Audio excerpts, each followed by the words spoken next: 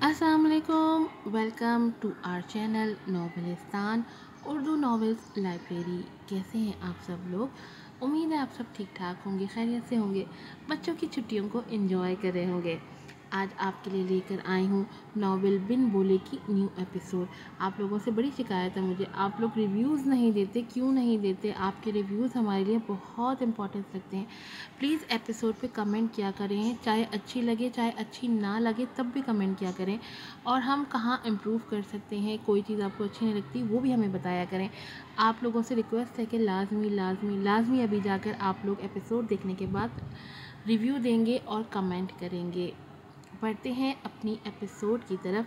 Novel का नाम है बिन बोले, किस नंबर है 6, राइटर है एमन रज़ा। तुम सबकी तैयारी हो गई ना? कल मेरे कॉन्सर्ट में तुम दोनों की तरफ से कोई कमी नहीं होनी चाहिए। जोहल ने उन दोनों को तंबीही नज़रों से देखते हुए कहा।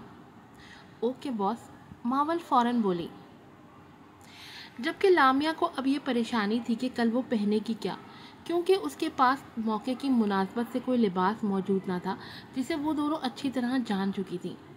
ओए तुम कहाँ खो गई? जोहल ने चुटकी बजाते लामिया को होश दिलाया। हाँ हाँ, क्या हुआ? वो अचानक बोली। ये तुम्हारे लिए हमारी नई दोस्ती है ना, इसीलिए समझ नहीं आ रहा था तुम्हें क्या दूँ। फिर सोचा तुम्हें ये पसंद आएगा तो ये ले लिया। मावल ने अपने छोटे बॉयकट बालों में हाथ फेरते कहा तो लामिया शर्मिंदा हुई। और ये मेरी तरफ से। जोहल ने भी एक बॉक्स उसके सामने रखा। वो ना करती रही मगर उन दोनों की घूरियों पर उसे तोहफे लेने ही पड़े। अब खोलो भी इसे, जोहल ने बेताबी से कहा तो लामिया ने तोहफों को खोलना शुरू किया। सबसे पहले उसने मावल का तोहफा खोला, जिसमें बहुत ही शानदार सा क्लासी सा सफ़ेद रंग का फ्रॉक था जिसके आस्तीन हाथों तक थे, जबकि बॉडी पर सफ़ेद सितारों का काम था, जबकि लंबाई उसके पाँव तक थी। साथ ही सफ़ेद दुपट्टा उस फ्रॉक की शान में 4 चांद लगा रहा था। वो बता नहीं सकती थी कि उसे ये तोहफा कितना पसंद आया था। शायद पहली बार किसी ने इतना कीमती तोहफा अपने पैसों से उसके लिए ख़रीदा था, जो आज तक उसके बाप ने भी नहीं किया था उसके लिए। उसकी दोस्तें कर रही थी। अरे क्या तुम आज सिर्फ मावल का ही तोहफा देखती रहोगी या मेरा भी खोलोगी? जोहल ने उसे कोनी रसीद करते हुए कहा तो वो मुस्कुरा के उसका तोहफा खोलने लगी, जिसमें बहुत नफीस सी हॉट पिंक कलर की हील थी, जबकि दूसरे बॉक्स में मैचिंग इयररिंग्स और चूड़ियाँ थीं। उस वक्त लामिया के चेहरे पर देखने वाली खुशी दीदनी थी। तो मतलब तुम्हें हमारे तोहफे पसंद आए, हमारी मेहनत कामयाब हो गई, जोहल ने जोश से कहा तो वो दोनों हंस दी, जबकि लामिया की आंखें तशक्कुर से नम थी, जिस पर उन दोनों ने ही लामिया को अपने गले से लगाया। तुम दोनों क्या पहनोगे? लामिया ने नम आंखें साफ करते हुए कहा। As usual, jeans shirt. Maval ने कंधे उचकाते बेपरवाही से कहा तो लामिया उसे घूर कर रह गई। तो फिर मेरे लिए इतनी मेहनत क्यों की? उसकी बात पर दोनों नज़रें चुरा कर रह गई। वो दोनों ही जानती थी कि वो कैसे उसके लिए लड़कियों वाली शॉपिंग करके आई थी। जोहल अपनी ताई अम्मा के साथ गई थी, जिन्हें हर 2 मिनट बाद लामिया को लड़कियों वाली शॉपिंग करते देख झटका लगा था, जबकि मावल ने तो जाते ही जो पहला सूट नजर आया था ले लिया था।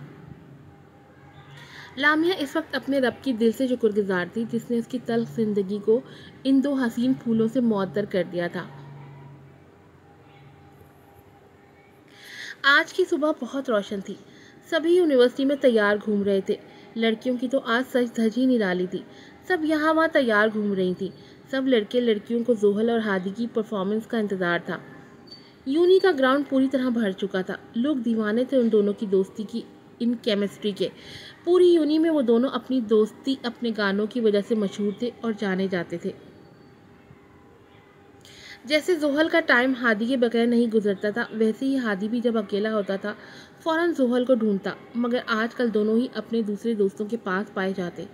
हादी हान और बान के पास, जबकि उसको ज़्यादातर लड़कों में देख अब जोहल मावल के पास ही पाई जाती थी।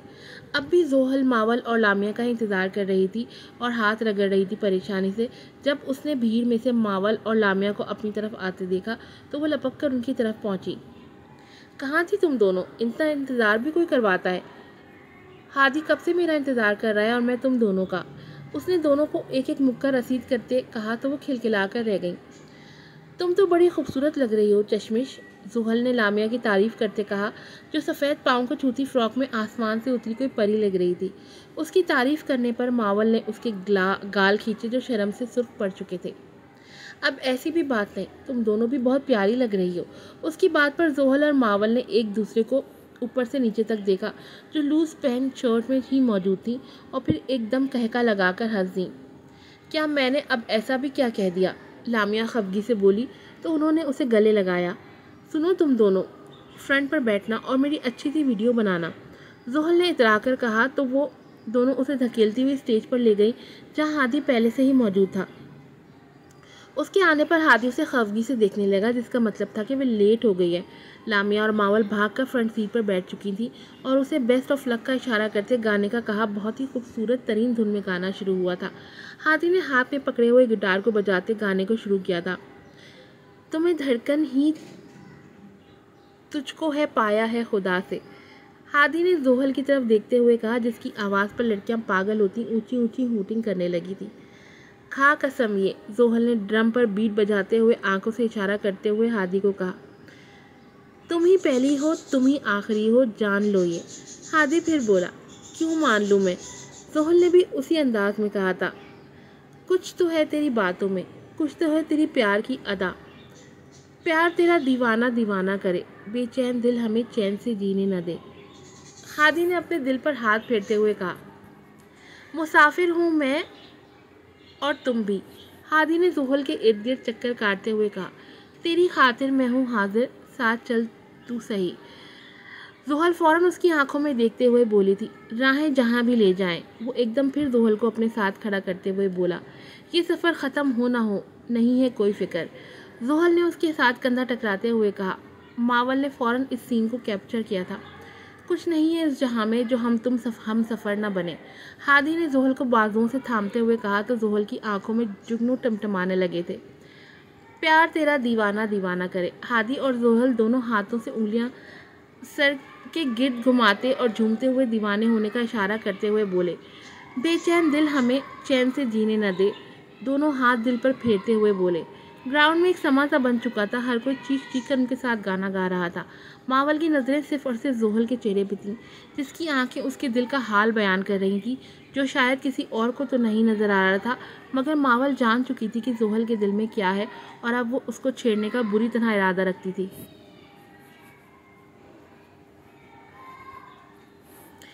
گانے کا اختتام بہت اچھی طرح ہوا تھا اور یقیناً گانا سب کو بہت پسند آیا تھا، جو ان کے چہروں سے ہی واضح تھا۔ دونوں پرزور تالیوں کی آواز میں نیچے اترے تھے۔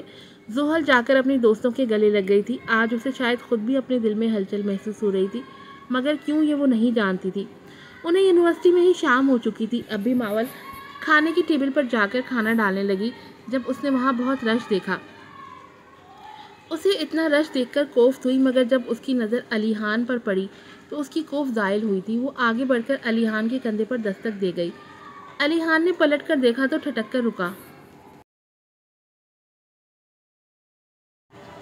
کیا تم مجھے کھانا ڈال دو گے؟ مائنڈ نہ کرنا، اگر رش نہ ہوتا تو میں تمہیں کبھی بھی نہ کہتی، ماول نے ہچکچاتے ہوئے کہا، جس کے جواب میں علی خان نے اپنی جگہ چھوڑتے ہوئے اسے آگے آنے کی جگہ دی۔ ماول اس کا منہ دیکھتی رہ گئی۔ یہ صاف اشارہ تھا کہ وہ آگے آ کر کھانا خود ڈال لے۔ علی خان ہرگز ایسا نہ کرتا، مگر علی بان کی شکی نظریں اسی پر تھیں اور وہ نہیں چاہتا تھا کہ علی خان کچھ غلط سوچے، تبھی اس نے ایسا کیا۔ یہ بات ماول کو بہت بری لگی تھی۔ میں جب بھی تم سے کوئی بات کرتی ہوں تم آگے سے جواب کیوں نہیں دیتے؟ کیوں چپ کر کے تم میرے پاس سے گزر جاتے ہو؟ کیا مجھے جواب دینا تم اپنی توہین سمجھتے ہو؟ ماول نے غصے سے سرخ چہرے کے ساتھ پوچھا۔ وہ جانے انجانے میں علی خان کی ہستی کو شعلوں کی زد میں دھکیل چکی تھی۔ علی خان کو لگا وہ جانتے بوجھتے اسے گونگے ہونے کا طعنہ دے رہی ہے، جبکہ وہ اس بات سے انجان تھا کہ ماول ابھی اس حقیقت سے ناواقف ہے کہ وہ بول نہیں سکتا۔ تمہاری ہمت کیسے ہوئی میرے بھائی کو گونگے ہونے کا طعنہ دینے کی؟ علی بان جو ان دونوں کی باتیں ہی سن رہا تھا، ایک دم ماول کی بات پر اشتعال میں آیا تھا اور اسے بازو سے دبوچتے ہوئے ذرا سائڈ پر لے جا کر دھاڑا تھا۔ علی بان کی آنکھیں ضبط سے سرخ پڑ چکی تھیں۔ یہ تم کیا کہہ رہے ہو؟ میں نے کون سا طعنہ دیا ہے؟ ماول نے ناسمجھی سے کہا۔ اوہ، تو اب تم معصوم ہونے کا ڈرامہ کر رہی ہو؟ تو کیا تم نہیں جانتی کہ الیحان بھائی بول نہیں سکتے اور تم نے ان کی اسی بے بسی کا مذاق اڑایا ہے؟ اگر تمہاری جگہ کوئی اور ہوتا تو اب تک اس کا منہ توڑ دیتا میں، مگر تم لڑکی ہو اس لیے تمہارا لحاظ کر رہا ہوں۔ اگر آئندہ میرے بھائی کے آس پاس بھی چلتی پھرتی نظر آئی تو زمین میں گاڑ دوں گا۔ وہ اسے غصے سے دھکا دیتے ہوئے بولا۔ ماول نے جھٹکے سے الیحان کو دیکھا جس کا چہرہ الگ ہی داستان بیان کر رہا تھا۔ الیحان، یار میں نہیں جانتی تھی، مجھے اس بات کا علم نہیں تھا، ورنہ میں کبھی ایسی بات نہیں کرتی۔ خدا کی قسم مجھے تو آج تک اندازہ ہی نہیں ہوا کہ تم بول نہیں سکتے، میں کیسے بتاؤں تمہیں؟ میری بات کا یقین کرو، آئی ایم سوری۔ اس نے نم آنکھوں سے الیحان کا ہاتھ پکڑتے ہوئے کہا جسے علی بان نے فوراً جھٹکا تھا۔ الیحان اس کے آنسو پر پگھل گیا تھا مگر علی بان نہیں، کیونکہ وہ اپنے بھائی کا محافظ تھا۔ دور رہو میرے بھائی سے، اس نے ماول کو دھکا دیتے ہوئے کہا، جس پر وہ نیچے زمین پر گری جس کے باعث اس کی ہتھیلیاں چھل گئی تھیں۔ آہ! اس کی ایک درد بھری آہ پر الیحان فوراً اسے اٹھانے جھکا تھا مگر علی بان اسے دھکیلتے ہوئے لے گیا تھا۔ الیحان میری بات تو سنو، ایک بار میں سچ میں نہیں جانتی تھی۔ مگر علی بان نے الیحان کو اس کی ایک بھی بات نہ سننے دی اور وہاں سے لے کر نکلتا چلا گیا۔ ابھی وہ تھوڑی دور ہی گئے تھے جب ایک لڑکی کی دردناک چیخ کی آواز سنائی دی۔ سارے اس طرف کو بھاگے تھے۔ جلدی کوئی ایمبولینس کو بلاؤ۔ وہاں سے ایک لڑکا بھاگتا ہوا آیا اور چیخ کر بولا۔ الیحان نے فوراً پریشانی سے علی بان کے بازو کو جھٹکا دیا جس کا مطلب صاف تھا کہ وہاں اس جگہ پر کوئی اور نہیں بلکہ ماول تھی۔ علی بان نے فوراً الیحان کو اشارہ سمجھتے اس لڑکی سے پوچھا تھا، کس لڑکی کی بات کر رہے ہو؟ کیا ہوا ہے اسے؟ وہ ماول کو ایمبولینس کی ضرورت ہے، ایسڈ اٹیک ہوا ہے اس پر۔ اس لڑکے کا اتنا کہنا تھا کہ الیحان کے قدموں تلے سے زمین نکل گئی تھی اور وہ لڑکھڑا کر نیچے گرا تھا جبکہ علی بان کا بھی دل رکا تھا۔ علی بان نے الیحان کو بمشکل اٹھایا اور وہ دونوں وہاں لپکے تھے جہاں زحل اور لامیا بیٹھی رو رہی تھیں۔ الیحان کو لگا وہ زندگی بھر سانس نہیں لے پائے گا۔